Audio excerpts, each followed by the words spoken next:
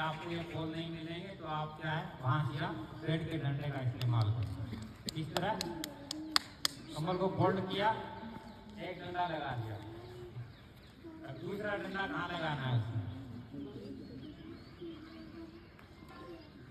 इतना नापना है कोने तक, ठीक है। कोने तक क्यों नापना है? हमारे शरीर की चौड़ाई है वो इतना ही रहता है, ठीक है। इसलिए दूसरा डंडा लगाना है, कमर को वापिस ऊपर फोल्ड कर लेना। बना लोगे हैं?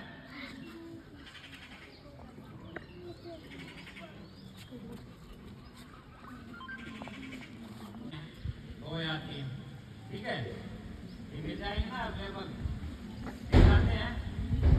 हाँ ये लेने हैं 2 कट्टे। एक तरफ से तो खुला रहता है, दूसरी तरफ से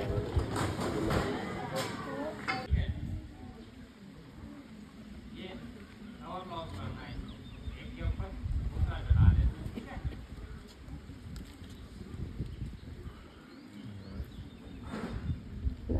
फिर क्या करना है, चेक भी करना है इसको, ठीक है। चेक पक्का करना है, उसके बाद ही ट्रायल ब्रेक दिए शिफ्ट करना है।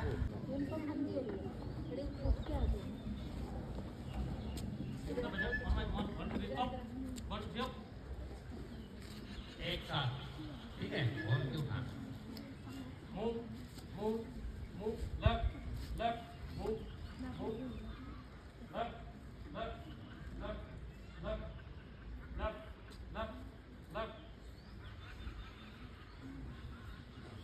Down the pen, on 1 1 3 down, 1 3 down, 1 2 3 4। Blood control करना, ठीक है।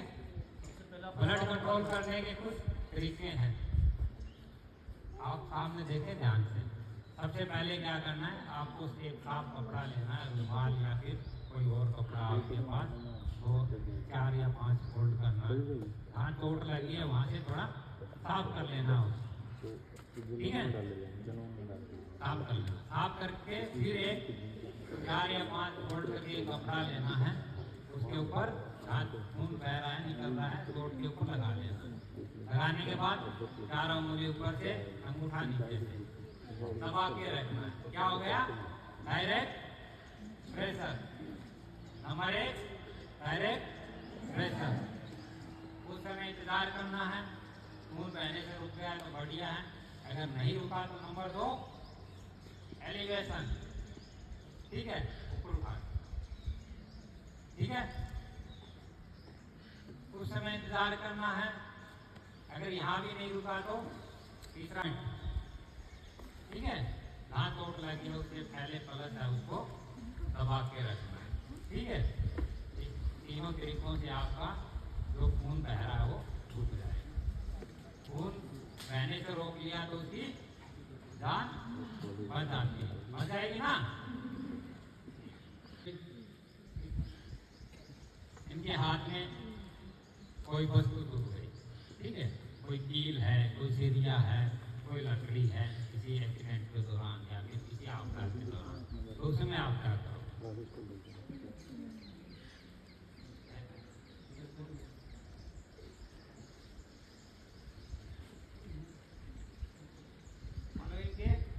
ये सरिया हम तो यहाँ टूट गया, तो क्या करेंगे हम, दांती उसको निकाल देंगे, निकालेंगे क्या?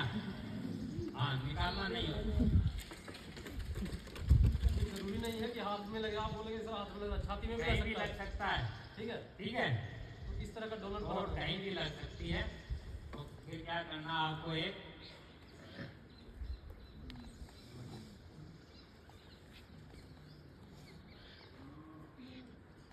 डोनट, बहुत बढ़िया रुमाल या कोई कपड़ा है फाड़ के उसको क्या है हम भिंडी बनाते हैं घर में, उस तरह से बनाते हैं। इसका ये होल रहेगा, कितना रहेगा, जो ऑब्जेक्ट वहाँ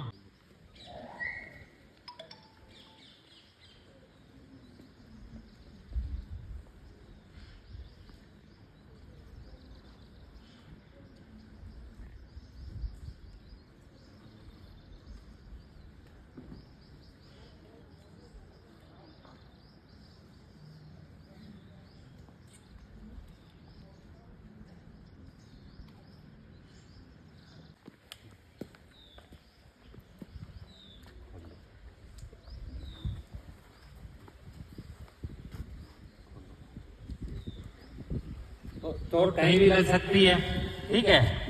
हेड इंजरी, इनके सिर में चोट लग गया तो हमें क्या, उनसे किसी प्रकार बातचीत करते रहना, उनका जो ध्यान है वो क्या है, उनको चोट लगी है उसे हटाना है, उनसे बातचीत करते रहना, आप ठीक हो जाओ, कुछ नहीं है, इतना कुछ नहीं हुआ, इतनी गहरी चोट नहीं है, ठीक है, अभी आपको हॉस्पिटल पहुंचा दिया जाएगा जल्दी से जल्दी। तो सबसे पहले क्या करना, आपको सिर में चोट लग गई, कैंची से उनका क्या हेयर रिमूव कर देना वहाँ, ठीक है, थोड़ा हटा लेना। फिर सेम ही 4 से 5 फोल्ड करके कपड़ा लेना है, ऊपर से साफ कर लेना है, फिर दूसरा फिर कपड़ा लेना है, 4 से 5 फोल्ड करके चोट लगे उसके ऊपर लगा देना है। लगा के क्या करना आपको,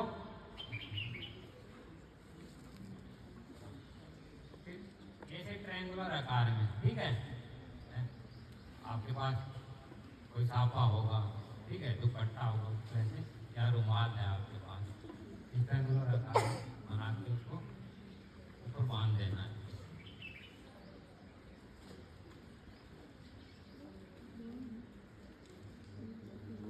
बांधते समय आपको क्या ध्यान देना है, उनके कान है वो पट्टी के साथ नहीं बांधना है, ठीक है। दूसरा, हद से ज्यादा टाइट नहीं करना है, ठीक है, नॉर्मल रखना है।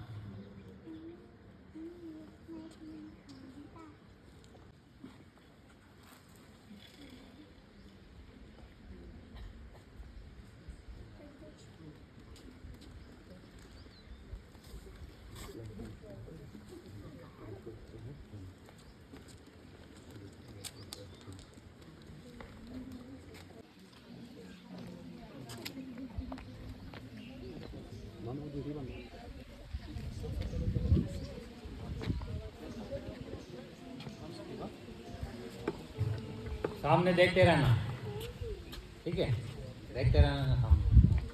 हाँ, कोई 2 आपदाओं के नाम बताओ।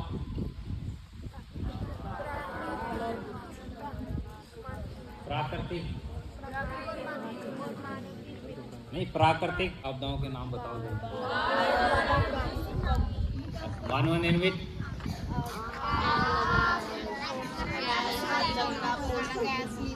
अच्छा, 1 साल के अंदर अंदर जो देश में आई है अपने है?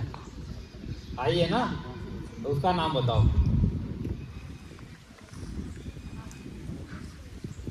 पिछले साल कहाँ आया था बाढ़,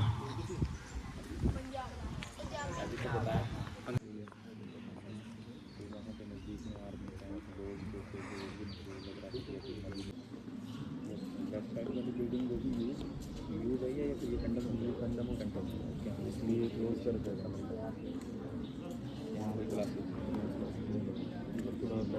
हाँ हाँ नहीं वो तो इसका पता नहीं चलता किसको क्या कहेंगे, क्लोज ही कर दिया इसको।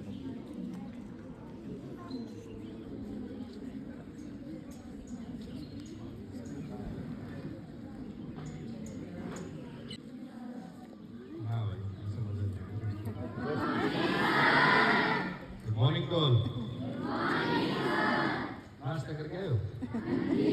क्या खाया था? आलू पराठे। तो जोर तो आ नहीं रहा वो आवाज आलू पराठे वाला, तो अपने घर जाके बताना पड़ेगा। अब लगा नींद से जाग के ना, चलो ठीक। तो अभी तक समझ आया जो सामने बताया आप लोगों को? इसलिए आए आज हम आपके बीच में, इसलिए आप देख रहे थे है ना। अगर आपका आ जाए कोई तो हमें किस प्रकार से उसको उसमें एक्ट करना है, इसलिए हम लोग हैं ना। तो आप एक प्रकार से याद होगी सबको, होगी?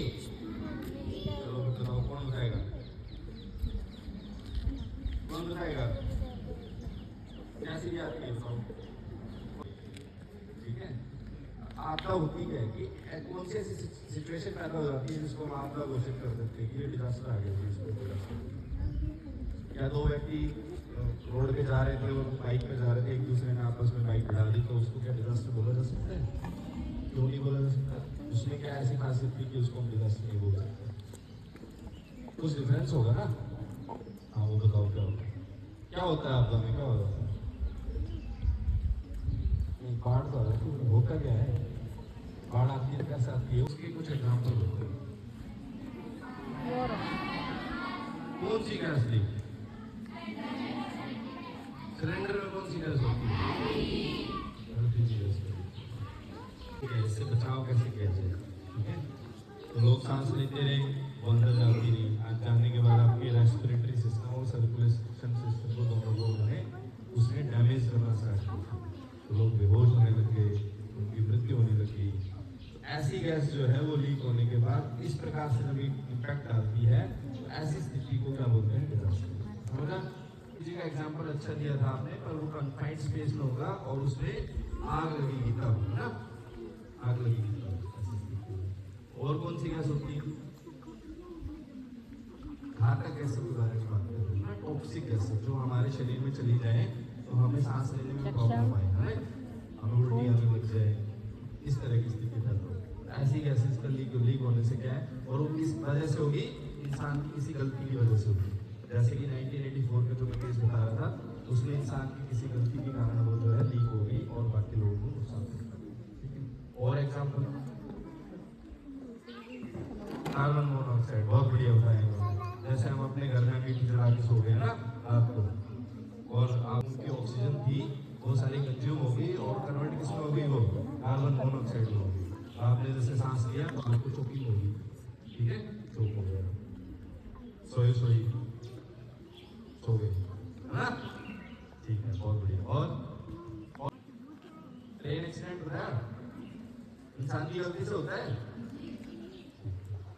लोगों को पायलट को नींद आ गई, जैसे आप लोगों को आ रही है ना, सो गया वो, सिग्नल देखा नहीं उसने, दूसरी ट्रेन आ रही थी सामने से, उसमें टकरा दिया, बहुत सारे लोग मर गए एक साथ, आप लोग घोषित हो गए ना। अभी 2025 में आपके यहाँ पानी आया नहीं, इस बार नदी में पानी आया था।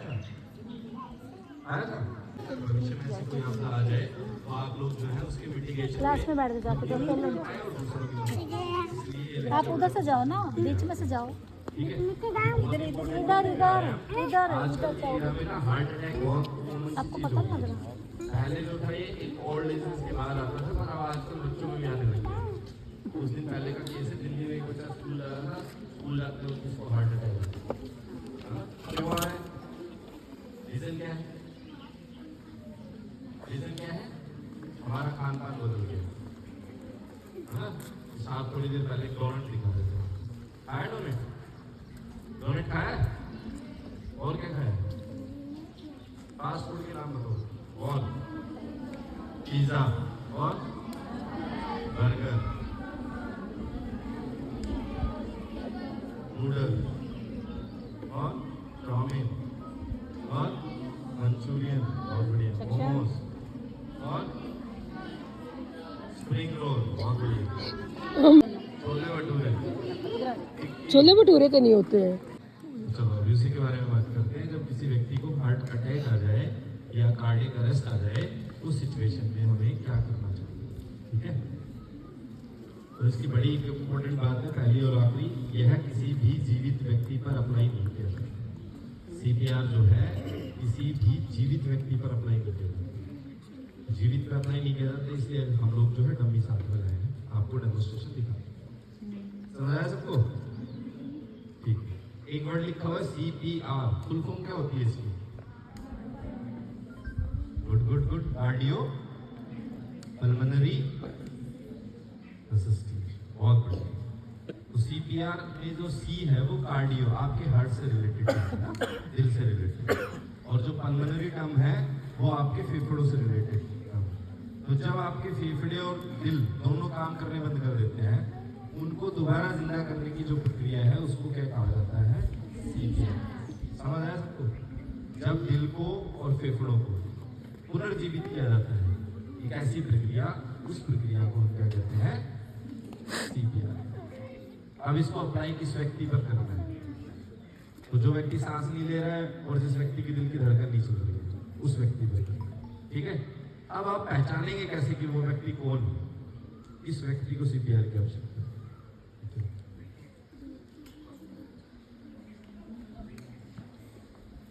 ये कोई व्यक्ति थे ना, अचानक से गिर गए कहीं, आप जाएंगे इनके पास। जाने के बाद क्या चेक करेंगे? तो भाई साहब लिखो। कॉन्शियसनेस लेवल चेक करेंगे। अगर व्यक्ति बेहोश हुआ है मात्र या उसके अंदर कुछ और चीज हो गई है ना डेवलप, है ना, तो आपने उसको हिलाया डुलाया, उससे पूछा कि भाई साहब ठीक हो गया, तो उन्होंने कोई रेस्पॉन्स नहीं किया, है ना। इस सिचुएशन में वो क्या करेगा? रेस्पॉन्स नहीं करेगा। Low battery, please charge. बहुत बढ़िया। सिचुएशन में वो व्यक्ति कोई भी रेस्पॉन्स नहीं करेगा, ठीक है।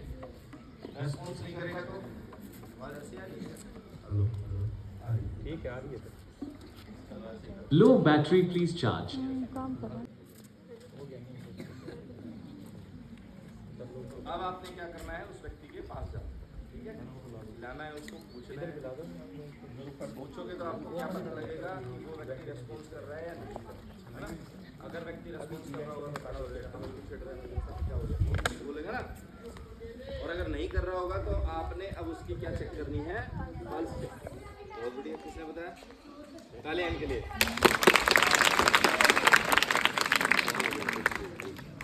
ऐसे मेरे को बताते रहोगे तो मुझे लगेगा आप लोगों को समझ में आ रहा है, कि मैं अच्छे से समझाऊंगा, है ना। ठीक है, तो पल्स चेक कर दिए। अब शरीर में पल्स होती कहाँ कहाँ? सवाल ये, कहाँ पल्स चेक करें? कलाई में है? कलाई में? कलाई वाले हाथ उठाओ जो बोल रहे हैं कलाई में पल्स होती है। जैसे वो यहाँ लो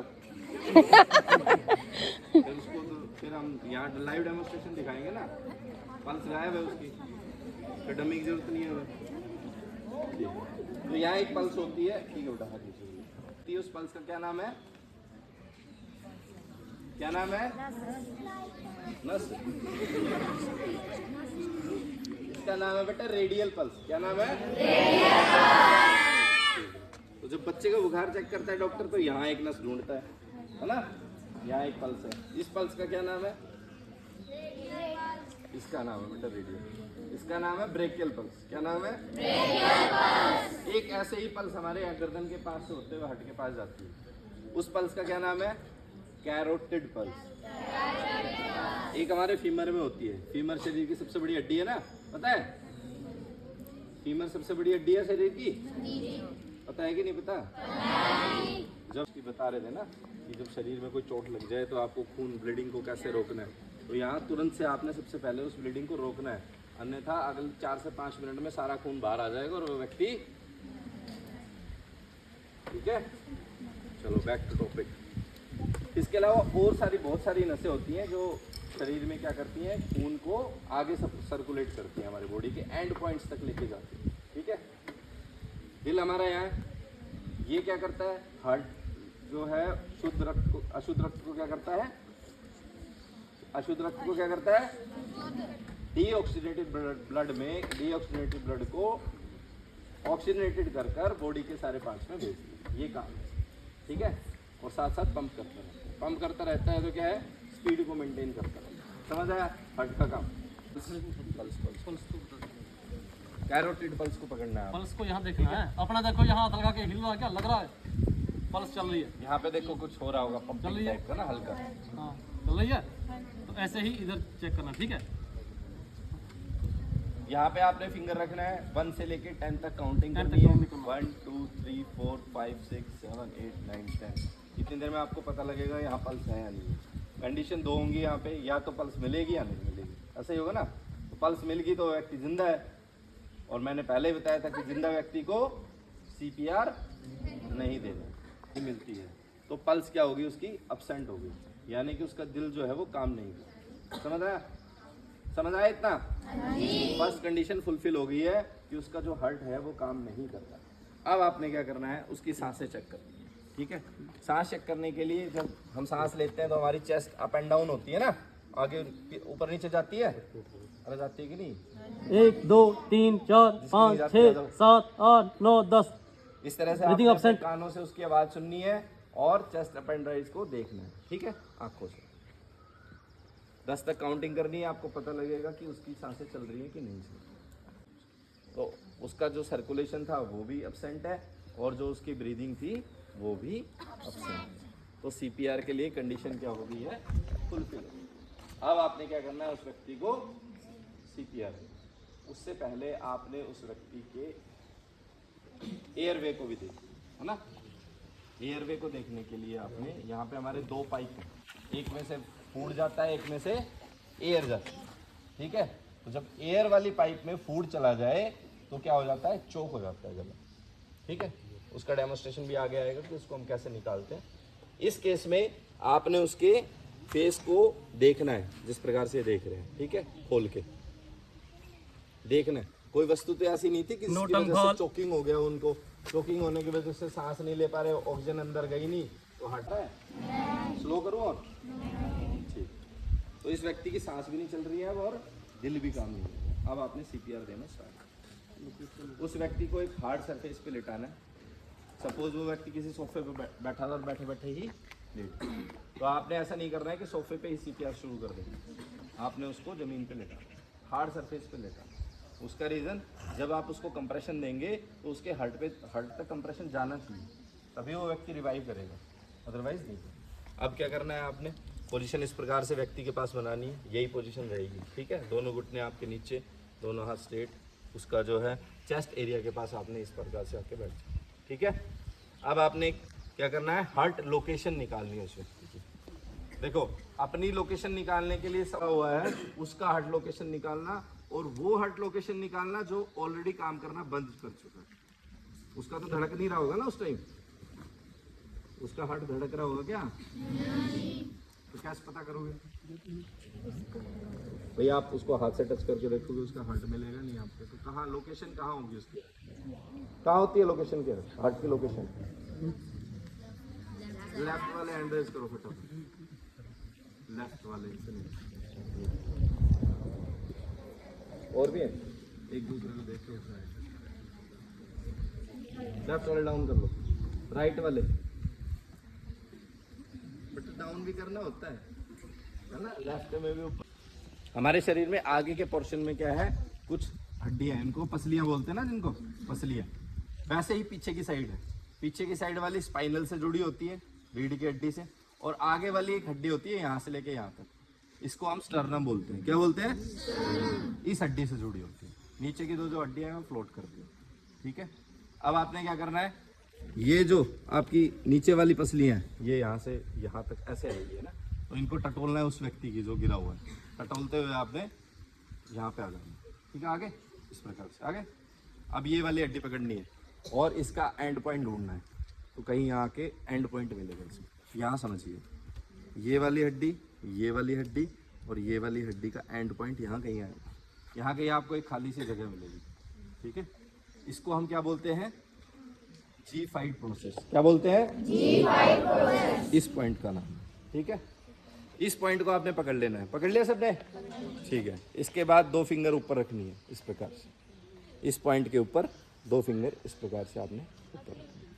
और जो आपका स्ट्रॉन्ग हैंड है, अगर आप राइटी हैं तो आपका स्ट्रॉन्ग हैंड राइट है ना, लेफ्टी हैं तो लेफ्ट, तो आप और उसको इन 2 फिंगर्स के ऊपर स्लाइट लेफ्ट, ये वाली जो हड्डी है इसके लेफ्ट में यहाँ प्लेस कर। समझ आया सबको? सबको समझ आया? ये उस व्यक्ति के लिए जिसकी दिल की धड़कनें नहीं चल रही हैं, उस व्यक्ति की हार्ट लोकेशन होगी, यानी कि उसका हार्ट जो है वो मेरी पाम के नीचे आ गया। क्लियर आ गया? समझ आ गया सबको? ठीक है। अब हम क्या करेंगे, ठीक है, यहाँ पे 2 उंगल रखी और लेफ्ट राइट ही है तो राइट यहाँ पे। फिर आपने एक पोजीशन बनानी है, जो आपका स्ट्रॉन्ग हैंड था वो इस प्रकार से होगा, जो आपका दूसरा हाथ है वो इन फिंगर्स के अंदर उसको रखना है, ठीक है। और ये वाली जो फिंगर है ये इनको बंद रखना है, इनको खुला रखना है, और जो लेफ्ट हैंड है उससे इनको बंद रखना है। ये पाम वाला पोर्शन जो है हट के, ठीक है। हैंड्स आपके स्ट्रेट रहेंगे इस प्रकार से। हो सके तो इनको लॉक करना है, ये लॉक हो रहा है ना, दिख रहा है सबको? ऐसे है, ऐसे है, तो मैं जब स्ट्रोक लगाऊंगा ये मुड़ेंगे, ऐसे हो जाएंगे, तो जब स्ट्रोक लगाऊंगा तो ये यहाँ से आएंगे। समझ आया? इस प्रकार से आपने लॉक करना है। हाथ आपके सीधे होने चाहिए। बॉडी वेट आपका जो है पेशेंट के चेस्ट के ऊपर होना चाहिए। पूरा बॉडी वेट आ गया ना ऊपर, स्ट्रेट हो गई ना, स्पाइन आपकी स्ट्रेट होनी चाहिए, ठीक है। और जो आप है उस टाइम पे पेशेंट के फेस की तरफ देख रहे हैं जब आप इसको। समझ आया इतना? समझ आ गया भाई? स्टार्ट करने हैं। स्ट्रोक कितने देने हैं वो चार्ट में लिखा हुआ है, 30:2। कितना? 30 बार स्ट्रोक देना है, 2 बार आपने 4 5 6 7 8 9 10 11 12 13 14 15 16 17 18 19 20 21 22 23 24 25 26 27 28 29 1 30 बार स्ट्रोक देने हैं। स्ट्रोक जैसे ही एक बोला उन्होंने ना, 29 के बाद 1, 30 हो गए उनके। वैसे ही आपने दूसरा व्यक्ति आपके साथ है, उसने क्या करना है, 2 रेस्क्यू ब्रीथ देने हैं। एयर से हवा लेनी है और उस व्यक्ति के अंदर डाल देनी है। ठीक है, समझ आया? 30:2 का मतलब 30 कंप्रेशन, 2 बार कृत्रिम सांस। ठीक है, समझ आया भाई? मैं समझ आया? समझ आया भाई? सांस देने के लिए ये एक इंस्ट्रूमेंट है, इसको हम CPR मास्क बोलते हैं। ठीक है, इसमें जो व्यक्ति का माउथ है और नोज है दोनों कवर हो जाते हैं। ठीक है, इसी के अंदर और एयर हम देते हैं तो इसमें बाल लगा हुआ है, उस बाल की वजह से वो एयर वापस नहीं आती, सारी की सारी एयर व्यक्ति के अंदर चली जाती है। ठीक है, इसको ले आपके पास तो ये होगा नहीं, होगा क्या? हो सकता है उस व्यक्ति को कोई सांस की बीमारी हो, आपने जैसे ही उसको माउथ टू माउथ रेस्पिरेशन दिया वो बीमारी आपके अंदर आ गई। ठीक है, तो चले थे बचाने, खुद ट्रैप हो गए, है ना? ऐसा नहीं करना। जब भी आप किसी व्यक्ति को कृत्रिम सांस देंगे, आपने साफ कपड़ा लेना है ना, उसका इस्तेमाल करना है, उसके फेस पे रखना है और उसके नोस्ट्रिल्स को पिंच करना है। ठीक है, उसके नाक को पिंच करना है और फिर उसके माउथ में एयर भरनी है एनवायरनमेंट से और डालनी है। समझ आया?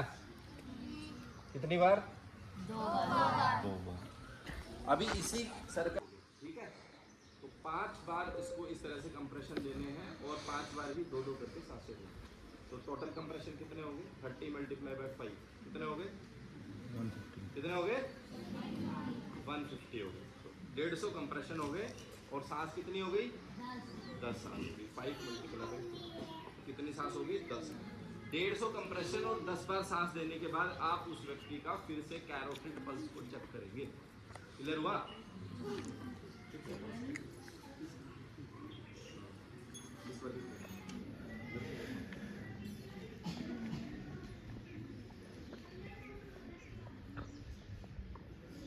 ठीक है, अब आप पल्स चेक करेंगे तो 2 कंडीशन होंगी यहाँ, या तो आपको पल्स मिल जाएगी या नहीं।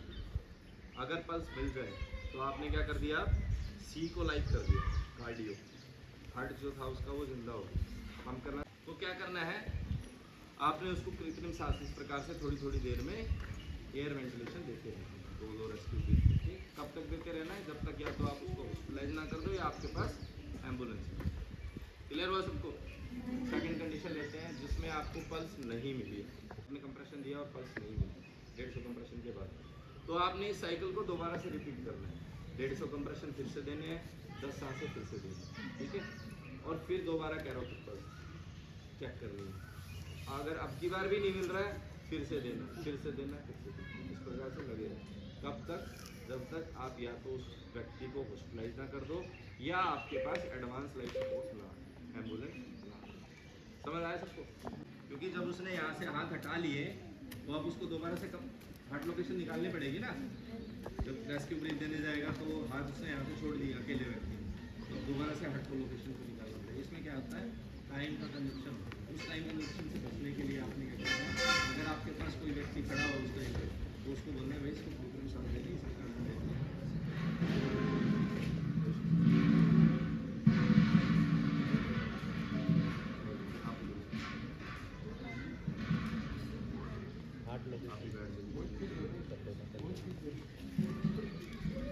तुम्हारा नंबर आएगा फिर देंगे। वो जो है रिस्पॉन्स कर रहा है, अगर नहीं कर रहा है तो तुरंत हमने क्या करना है, उसकी सांस चेक करनी है और उसकी पल्स रेट चेक करनी है। ठीक है, पहले हम एयरवे और ब्रीदिंग चेक करते थे, बट अभी हम टेक्नोलॉजी जो है चेंज हो गई। अभी हम उसका क्या करते हैं चेक, हम उसकी पल्स चेक करते हैं। हम कैरोटिड पल्स चेक करेंगे, वो यहाँ हमारे नेक में है। ठीक है, तो 10 सेकंड तक करेंगे और हाफ प्रेस करेंगे। अगर आप ज़्यादा प्रेस कर दोगे तो वो ब्लॉक हो जाएगी और जो ब्लड सप्लाई ब्रेन को जा रही है वो नहीं जाएगी। ठीक है, तो इसके लिए हम क्या करेंगे, कैरोटिड पल्स को ये हमारी 2 फिंगर से हम ऐसे नेक के साइड में, अगर आपको ऐसे लग रहा है कि कहाँ है, ये जो खाली स्पेस होता है ना यहाँ पे, ऐसे नहीं कहीं स्लाइड करते रहना कि यहाँ मिलेगी नहीं, ये हमारा सेंटर में है, उभरा हुआ पार्ट है। यहाँ पे होल जो हमारा होलो पार्ट है, जो ये यहाँ पे ऐसे स्लाइटली प्रेस करना है, ठीक है। आप 10 तक काउंट करेंगे और देखेंगे कि आपको फील हो रही है कि नहीं हो रही है, ठीक है। अगर आपको फील नहीं हो रही है उसके बाद हम इसका ब्रीदिंग चेक करेंगे। ब्रीदिंग चेक करेंगे तो उसके लिए हम 3 चीज़ें यूज़ करते हैं, लुक, लिसन, फील। देखेंगे छाती मूव कर रही है कि नहीं कर रही है, ठीक है। सांस सुनेंगे कान लगा के कि छाती से हमें जो सांस की ब्रीदिंग साउंड आ रही है कि नहीं आ रही है, ठीक है। और तीसरा हम फील करेंगे नाक के पास हमें जो है गर्म हवा, जब हम सांस छोड़ते हैं तो गर्म हवा आती है, फील हो रही है कि नहीं हो रही है, ठीक है। नहीं हो रही है, क्या है, पल्स भी एब्सेंट है और ब्रीदिंग भी एब्सेंट है। तो इसके लिए हमें क्या करना पड़ेगा, क्या देना पड़ेगा, CPR देना पड़ेगा। तो उसके लिए हम सबसे पहले हार्ट की लोकेशन फाइंड आउट करेंगे। जो हमारा ये स्टर्नम बोन होती है, छाती की जो हड्डी है, ठीक है, इसका जो लास्ट है हमारा, जो स्टर्नम नोच होती है, हड्डी जहाँ खत्म होती है, उससे 2 फिंगर अब हम क्या करेंगे, अपने ये 2, अगर हम ऐसे भी लोकेट करें तो 2 निपल्स के जो है सेंटर में, ठीक है। या फिर जो हमारी स्टर्नम बोन है उससे हम 2 फिंगर अब जो है क्या करेंगे, अपनी पाम को, आप जो भी आपका हाथ है, डोमिनेंट हैंड है, चाहे वो राइट हैंड है या लेफ्ट हैंड है, ठीक है, डोमिनेंट हैंड को पहले रखेंगे, सेंटर जो हमारी बोन है उसका जो है स्लाइटली लेफ्ट, स्लाइटली लेफ्ट, ये नहीं है कि आप बिल्कुल लेफ्ट में रख दो, ठीक है, स्लाइटली लेफ्ट रखेंगे। दूसरे हैंड से आप क्या करेंगे, उसको क्लेंच करेंगे, मतलब उसको लॉक कर देंगे, ठीक है। आपका जो पोजीशन कैसी होनी चाहिए, आप ऐसे घुटनों के बल ऐसे रहेंगे। हमारा जो CPR होगा वो हमेशा हार्ट के फेस पे, चाहे अगर आप पेशेंट हमारे पास बेड पे होता है तो आप बेड पे चढ़ के देंगे, ठीक है। अगर टेबल पे है तो टेबल पे चढ़ के देंगे, नहीं तो हम ज़मीन पे देते हैं, ठीक है। बैक बिल्कुल स्ट्रेट होनी चाहिए, आपकी स्पाइन बोन बिल्कुल स्ट्रेट होनी चाहिए, आपका पूरा वेट जो है आपके हैंड्स में यहाँ पे लगना चाहिए, उसकी छाती पे आना चाहिए, ठीक है। तो आप इसको अपना पूरा ऐसे प्रेस करके अब आप उसको CPR देंगे, आप काउंट करेंगे, ठीक है, कंप्रेशन देंगे, काउंट करेंगे, रेशियो होता है 30:2, ठीक है। 30 टाइम कंप्रेशन देंगे, फिर उसके बाद 2 हम उसको आर्टिफिशियल ब्रीथ देंगे, काउंट करेंगे जब भी देंगे, 2 3 4 5 6 7 8 9 10 11। हिंदी 1 2 3 4 5 6 7 8 9 10 11 12 13 14 15 16 17 18 19 20 21 22 23 24 25 26 27 28 29 30। 29 के बाद आपको 1 1 मतलब कि आपका एक साइकिल हो गया है।